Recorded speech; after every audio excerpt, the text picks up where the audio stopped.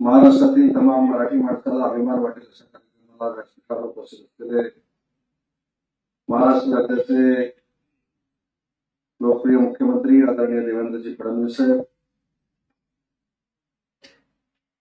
आदरणीय कुलगुरू शांतीश्री पंडित मॅडम, माननीय छत्रपती बाबाजीराजे भोसले, रजिस्ट्रार सन्माननीय रवी केसी, कार्यक्रमाला उपस्थित असलेले महाराष्ट्रातील सर्व खासदार महोदय, सर्व विद्यार्थी बंधू आणि भगिनी, कुलगुरू मॅडम एक सांगायला विसरल्या की त्या पुण्याच्या आहेत आणि आमचे ज्येष्ठ मंत्री चंद्रकांत दादा पाटलांचे त्या मतदार देखील आहेत, ते देखील सांगितले. तसं मला मनापासून आनंद एवढ्याच गोष्टीचा आहे की ज्यावेळी मी 2 महिन्यापूर्वी त्या JNU मध्ये आलो, त्याचा उल्लेख कुलगुरू महोदय यांनी या ठिकाणी केला.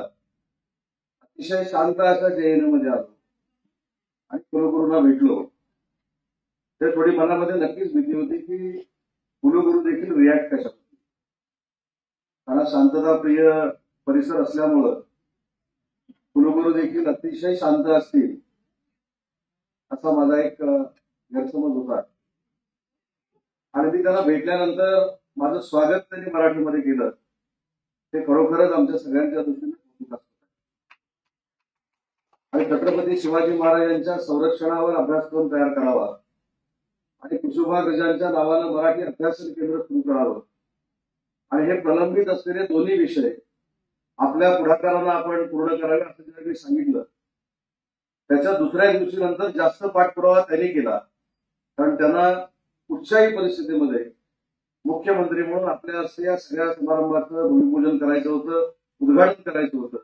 आणि मला असं वाटतं की शासन म्हणून आमची सगळ्यांची जबाबदारी आहे की छत्रपती शिवाजी महाराजांचा विचार हा देशाच्या कानाकोपऱ्यामध्ये पोहोचला पाहिजे, आमची जबाबदारी आहे. पण त्याच्यामध्ये पुढाकार घेणाऱ्या कोण होत्या, तर या JNUच्या कुलगुरू होत्या, हे देखील मनापासून मला आपल्या सगळ्यांना सांगितलं. आणि पाठपुरावा कसा असतो म्हणजे अक्षरशः तर तुमच्या सगळ्यांच्या आशीर्वादाने राज्याचा मंत्री म्हणून मी काम करतोय. जसे कार्यकर्ते एखाद्या रस्त्याच्या कामासाठी पाठपुरावा करतात, एखाद्या विकास कामासाठी पाठपुरावा करतात, तशा पद्धतीनं केलेली कमिटमेंट तुम्ही पूर्ण करणार आहे की नाही हे कधी कधी शांतपणे विचारायच्या आणि कधी कधी दम देऊन देखील विचारायचे की 2 महिने झाले, 3 महिने झाले, निमंत्रण पत्रिका करत नाहीत, निमंत्रण पत्रिकेचा क्लिअरन्स तुमच्याकडे येत नाही. आणि शेवटी खरोखरच आम्हाला देखील आनंद आहे की आपल्या शुभ हस्ते असं भूमिपूजन होत आहे. तर माझी आपल्याला एक विनंती आहे, मी मॅडमला देखील मगाशी सांगितलं की आज आपण छत्रपती शिवाजी महाराजांच्या संरक्षणावर धडे देणारा उपक्रम आणि करिक्युलम हे संपूर्ण परिसरामध्ये सुरू करतो. ज्या छत्रपती शिवाजी महाराजांनी महाराष्ट्राला, देशाला एक सकारात्मक दिशेने नेलं, त्या छत्रपती शिवाजी महाराजांचा अश्वारूढ पुतळा हा JNUच्या परिसरामध्ये असावा अशा पद्धतीची मागणी मी कुलगुरू महोदयांकडे केली आणि ते देखील मला सांगताना आनंद होतोय. मला त्यांनी जो काय उत्तर दिलं ते म्हणाले 2000 एकर जागा आहे, कुठं करायचे ते कर आणि मला सांग ती जागा तुला देऊन टाक. आणि पुढचं परत सांगितलं की गोष्ट बोलून जाऊ नको, जाताना पत्र घेऊन जा, म्हणजे मला ते मंजूर करता येईल. त्याच्यामुळे साहेब मी तुमच्या सगळ्यांच्या वतीनं त्यांना शब्द दिलाय की छत्रपती शिवाजी महाराजांचा अश्वारूढ पुतळा हा 100% या JNUच्या परिसरामध्ये आम्ही उभा करू आणि छत्रपती शिवाजी महाराजांचा खरा अर्थ हा महाराष्ट्राचं महायुतीचं सरकार पुढे येतंय ही देखील जाणीव अनेकांना होईल. आपल्या सगळ्यांना माहिती आहे की मराठीवर आणि मराठी भाषेवर कशा पद्धतीनं राजकारण केलं जातं.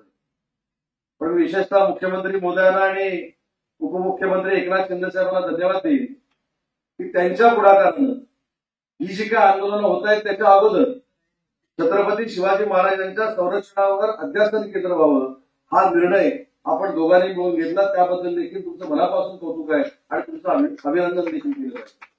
कुसुमाग्रजांच्या नावानं आज अध्यासन केंद्र सुरू होत आहे. मला इथल्या दिल्लीत शिकणाऱ्या सगळ्या मराठी मुलांना देखील सांगितलं पाहिजे, आज मराठी भाषेचा मंत्री म्हणून काश्मीरमध्ये देखील मराठी पुस्तकांचं गाव करण्याचा निर्णय आम्ही घेतलेला आहे. परदेशामध्ये देखील जी मराठी गृह मंडळ आहे, जी आमची 17 आहे, ती 74 करण्याचा निर्णय देखील मराठी भाषेच्या विभागाने घेतलेला आहे. आणि आपल्या सगळ्यांना डिसेंबरच्या विश्व मराठी संमेलनाचं देखील मी आपल्याला निमंत्रण देतो, ते देखील आपण दिमागदार पद्धतीनं नाशिकला साजरं करणार आहोत. त्याच्यामुळे मराठी भाषेवर फक्त महायुतीच्या सरकारनं राजकारण केलं नाही, तर महायुतीच्या सरकारनं मराठी भाषा ही आंतरराष्ट्रीय पातळीवर नेण्याचं काम केलं, साता समुद्रापलीकडे नेण्याचं काम केलं आणि त्याचं सगळं श्रेय राज्याच्या प्रमुखांना जातं, राज्याच्या दोन्ही उपमुख्यमंत्र्यांना देखील जातं. आणि म्हणून मला आपल्याला विनंती करायची आहे की आज मराठीचं अध्यासन केंद्र सुरू करत असताना या JNU मध्ये महाराष्ट्रातल्या विद्यार्थ्यांचा टक्का देखील वाढला पाहिजे. यासाठी महाराष्ट्रातल्या सगळ्या सन्माननीय खासदार मोदयांनी देखील प्रयत्न केला पाहिजे. माझी देखील जबाबदारी आहे आणि मी मुख्यमंत्री मोदयांच्या साक्षीनं सांगतो की महाराष्ट्रामध्ये गेल्यानंतर प्रत्येक जिल्ह्यामध्ये, कांबळे साहेब तुम्ही पण इथे बसलेला, तुमच्याशी चर्चा करून प्रत्येक जिल्ह्यातली जास्तीत जास्त मुलं ह्या जीवनामध्ये कशी येतील आणि त्यांना एक चांगल्या पद्धतीचं शैक्षणिक दालन त्या जवाहरलाल नेहरू युनिव्हर्सिटीतनं कसं खुलं होईल यासाठी सरकारमधला एक मंत्री म्हणून माझ्याकडनं नक्की प्रयत्न केला जाईल. हा देखील या कार्यक्रमाच्या निमित्तानं मी शब्द देतो. पुन्हा एकदा कुलगुरू मोदयांचं मनापासून अभिनंदन करतो आणि अभिनंदन करत असताना जाता जाता कुलगुरू मॅडम मी तुम्हाला पत्र देऊन जाणार आहे की जागा देखील आम्हाला हस्तांतर करावी. ती जागा तुमच्याकडे ठेवली तरी चालेल, एनओसी आम्हाला द्यावी, त्याला जे काय पैसे लागतील ते मुख्यमंत्र्यांच्या साक्षीनं त्यांच्या पुढाकारानं नक्की त्या आश्वासन पुतळ्यासाठी दिले जातील. हा देखील शब्द देतो. पुन्हा एकदा तुमचं अभिनंदन करतो आणि माझं मनोगत संपवतो. जय हिंद, जय महाराष्ट्र.